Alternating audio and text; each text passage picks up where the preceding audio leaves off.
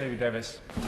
Thank you, Mr Deputy Speaker. It's a privilege to follow the gallant and honourable gentleman who is a co-signatory with me of Amendments 1 to 10, which deal with exactly this issue of torture. This country, if it stands for anything, stands for the rule of law. That enhances our reputation abroad and it increases our influence abroad. It is also important to the reputation and effectiveness of our armed forces, who are made safer and more effective because of it. Now, the Honourable Gentleman for Durham North spoke at length about the issue of this bill not dealing with investigations, so I will, in the interest of time, move past that. But as the Honourable Gentleman for Barnsley Central said, the Judge Advocate, the most senior judge in the Service Prosecution Authority, the person who is the most knowledgeable about all of these issues, who's been in place for 16 years when these issues have been dealt with, says that this bill does not address that issue. I will quote him again later on because he's clearly not some left-wing liberal lawyer. He's clearly not some person who wants to undermine the armed forces. He is somebody who wants this country to succeed. Now, in the witness statements to the committee, the billing committee, the principal failing in the overriding view of the witnesses was that the failure to include war crimes, crimes against humanity, and torture in Schedule 1 of the bill, which contravenes, in their view, the UK's commitment to the international rule of law and invites the attention of the International Criminal Court. I will, of course, complete. Thank you, Mr Deputy Speaker, and I thank my very good friend for allowing me to intervene on him. Convention 3 of the Geneva Conventions, or Article 3, covers torture, crimes against humanity, and there is a convention on torture itself. And we are subject to that. When I was members of the armed forces, that as a highest priority. And indeed, colleagues, I often use the Geneva Convention myself to justify my actions. And the Geneva Conventions are something that guides the armed forces. And all those people that go on operations are guided by the Geneva Conventions. I promise you that. Well, my honourable and gallant friend is exactly right. And it's the reputation that comes from that is what I want to see preserved after this bill becomes law. Now, I want to briefly address the weaknesses of two parts of the bill separately, and they address directly my honourable friend's comments. Firstly, the criminal prosecutions and then the civil cases. Prosecutions against armed force personnel are not brought by just any lawyer. They're brought by the Service Prosecuting Authority, a part of the Ministry of Defence. As it stands, a prosecution can only be brought where there is sufficient evidence that the accused committed the offence and where it's in the public interest the prosecution should be made. Therefore, there already exists a high threshold before a prosecution can be brought. As a result, since 2000, there have been 27 prosecutions.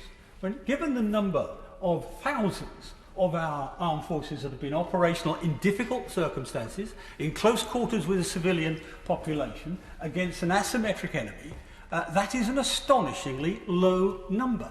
This is not talk of a prosecution system that is out of control. That alone shows that the system is not slanted against soldiers. I will, of course, give way. I'm very grateful, my right honourable friend. I agree with him that the prosecution system isn't out of control, but does he agree that the investigatory system is out of control? And in answer to my own intervention on the Honourable and Gallant Member for Barnsley Central, is he aware that Clause 3B says that the 5-year limit will not apply unless it's a case of compelling new evidence becoming available? And why is he not reassured by that? Well, I'll tell him exactly in a moment why I'm not reassured by that, but he's quite right. This is an issue of repeated investigation of essentially innocent people in most cases. And that is a harassing and destructive thing. But I'm afraid the best known case, Major Mackenzie, 8 investigations, The real blame for that, frankly, lies within the MOD for at least 4 of them. At least 4 of them. And that's what we should address. Now, I was saying that the prosecution system's not slanted against the soldiers. I'll give one rather gruesome example of why that is clearly the case. And it's the example, it's well-known one, of Baha Musa.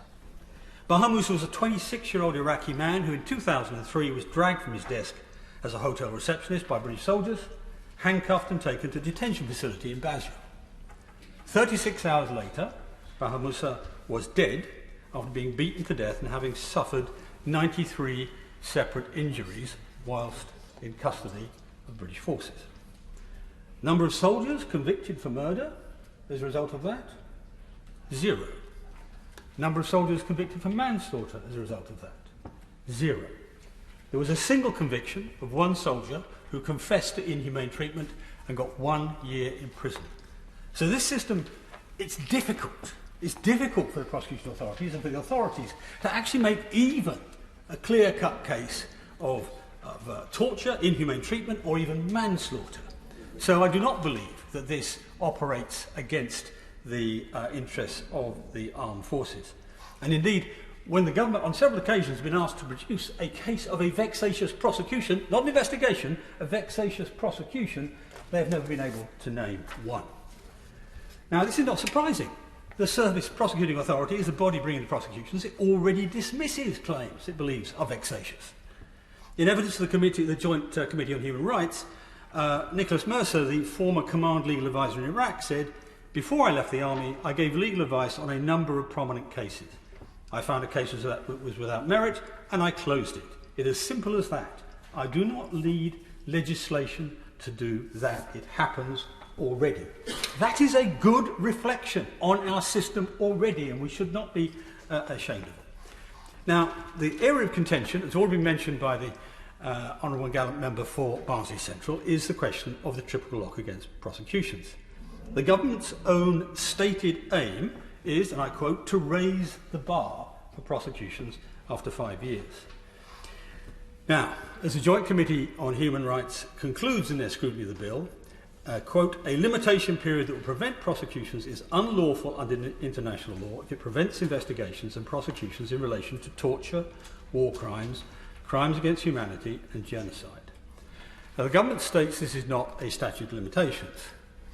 The Law Society, who some may dismiss, agree with the JCHR and conclude the presumption against prosecution creates a quasi-statute of limitation, which is unprecedented in criminal law and represents a significant barrier to justice. Rather more importantly, the Judge Advocate General, who I described earlier, has said the following: "In my view, what this bill does is exactly the opposite of what it's trying to do. What it's trying to do is stop ambulance-chasing solicitors and vexatious and unmeritorious claims. The Minister quite rightly said we want rigour and integrity. What it actually does is increase the risk of service personnel appearing before the International Criminal Court. That's why I said it was ill-conceived." That's the Judge Advocate General, the most expert person in the country on this subject. And he also described, incidentally, the bill as bringing UK armed forces into disrepute. Now, if the government really thinks that Schedule 1 did not make justice more difficult, this did not make justice more difficult to deliver, then it would not have excluded sexual offences in the remit of the bill. If it's not difficult to get a prosecution, why exclude any category? But it was right to exclude sexual offences, and it should also exclude torture on exactly the same grounds, and that's the point of the amendment in my name and that of many others. Now, I've got a couple of minutes. I'll very briefly deal with the issue of civil claims. There have been 1,000 civil claims according to the MOD. As far as I can tell, all of them against the ministry, not against individual soldiers, as far as I can tell. Yeah? Now, surprise, surprise, you're trying to get money, you go to the ministry, you don't go to a poverty-stricken soldier. But of course, this doesn't help veterans. It actually hinders veterans, and the point's been made by other members, so I won't press it any further, except to quote the British Legion Director General, who said it protects the Ministry of Defence from civil action from someone bringing a case. That long stop does not protect the armed forces personnel. And of course, what it stops, or could stop, are the sorts of things that exposed snatched Land Rover, also exposed lack of provision of body armour, I think, and a number of other scandals. It quite properly improved the operation of the MOD. It does the same in torture cases.